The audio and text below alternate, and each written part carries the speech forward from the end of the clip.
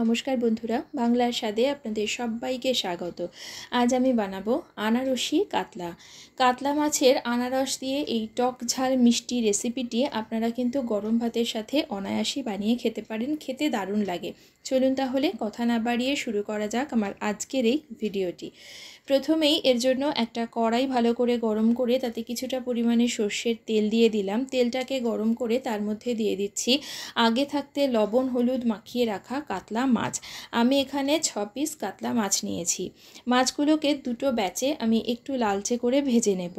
সমস্ত মাছ ভেজে নেওয়ার পর ওই তেলের মধ্যে আমি বেশ কয়েক টুকরো আনারস দিয়ে তার মধ্যে সামান্য লবণ আর হলুদ দিয়ে একটু হালকা লালচে করে এই আনারসের টুকরোগুলোকে ভেজে এগুলোকেও সরিয়ে রাখছি।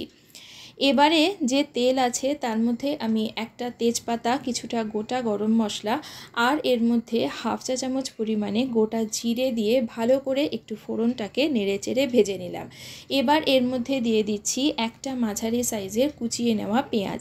পেঁয়াজটাকেও এখন একটু সময় ধরে বেশ লালচে করে ভেজে নিয়ে এবার এতে দিয়ে দিচ্ছি হাফ চা চামচ পরিমাণে আদা বাটা। আমি এখানে কোনো রকম রসুন ব্যবহার করিনি, তাতে করে কিন্তু আনারসের যে গন্ধটা সেটা চলে যাবে। আদার কাঁচা গন্ধটা চলে গেলে দিয়ে দিচ্ছি 1 চা চামচ কাঁচা লঙ্কা বাটা, 1 চা চামচ জিরে গুঁড়ো, হাফ চা চামচ হলুদ গুঁড়ো, স্বাদ মতো লবণ, আর যাতে মশলাটা পুড়ে না যায় তাই সামান্য একটুখানি জল দিয়ে মশলাটাকে একটুখানি কষিয়ে নিতে হবে। এবারে এর মধ্যে আমি দিয়ে দিচ্ছি হাফ চা চামচ পরিমাণে কাশ্মীরি লঙ্কার গুঁড়ো। লঙ্কার গুঁড়োটা দেওয়ার পরে এই মশলাটাকে কষিয়ে এর তেল না ছাড়া পর্যন্ত রান্না করে নিতে হবে। এখন দেখতেই পাচ্ছেন মশলাটা কিন্তু কষে গিয়ে এখান থেকে তেল ছেড়ে দিয়েছে। এবার এর মধ্যে দিয়ে দিচ্ছি আনারসের পেস্ট। আমি এখানে হাফ কাপ পরিমাণে আনারস নিয়ে সেটাকে মিক্সিতে মিহি করে বেটে নিয়েছি। এবার এই আনারসের পাল্পটা দিয়েও কিন্তু খুব ভালো করে এটাকে মশলার সাথে একটু কষিয়ে নিয়েছি। এবারে আমি এর মধ্যে দিয়ে দিচ্ছি পরিমাণ মতন জল। আমি এখানে 1 কাপ পরিমাণে গরম জল দিয়েছি।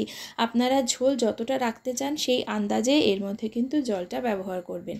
একটু নেড়েচেড়ে দিলাম। এবার যখন ঝোলটা ফুটতে শুরু করেছে সেই সময় আমি এর মধ্যে 2-3টে চেরা কাঁচা লঙ্কা দিয়ে দিলাম আর তারপরে ভেজে রাখা আনারস আর মাছ ভাজাগুলো এর মধ্যে দিয়ে দিচ্ছি।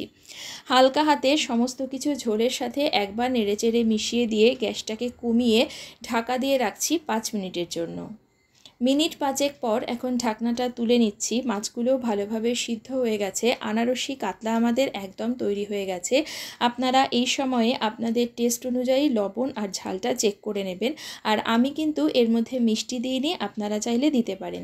এবার ওপর থেকে খুব সামান্য পরিমাণে একটু গরম মশলার গুঁড়ো দিচ্ছি। অতিরিক্ত দেবেন না, তাহলে আনারসের গন্ধটা চলে যাবে। এবার গ্যাস অফ করে ঢাকা দিয়ে 5 মিনিট স্ট্যান্ডিং টাইমে রেখে ডিশ আউট করব। তৈরি হয়ে গেল আনারসি কাতলা। রেসিপিটি আপনাদের কেমন লাগলো আমাকে কমেন্ট করে জানাবেন এবং ভিডিওটি শেষ পর্যন্ত দেখার জন্য আপনাদের সকলকে জানাই অসংখ্য ধন্যবাদ।